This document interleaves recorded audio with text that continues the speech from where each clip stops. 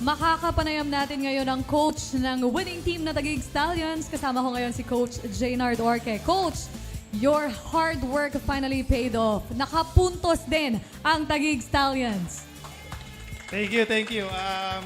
Siyempre, talagang pinaghandaan naman namin itong laban na to kasi nga galing kami sa 0-5 against the QC.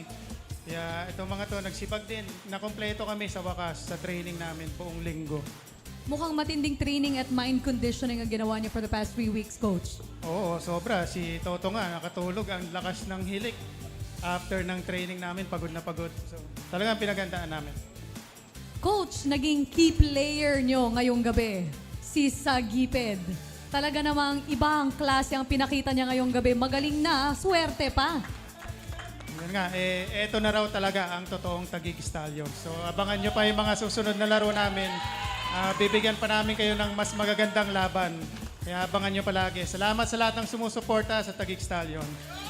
Talagang naging redemption itong gabing ito para sa Stallions. Ano? Ngayon naman, kausapin natin si Sagiped. Sagiped, gusto lang namin malaman, ano ang ginawa mong paghahanda para ngayong gabi?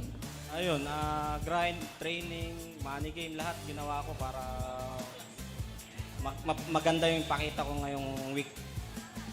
Nakaramdam ka ba ng pressure? Wala naman. Sanay na. Narinig nyo yon Titans? Walang pressure. Okay, mensahe nyo, Coach, para sa kabilang team. Humanda kayo bukas kasi handang-handa na kami para sa doubles match. All right, gentlemen. Thank you very much, Dea, and thank you for the winning team, Taguig Stallions.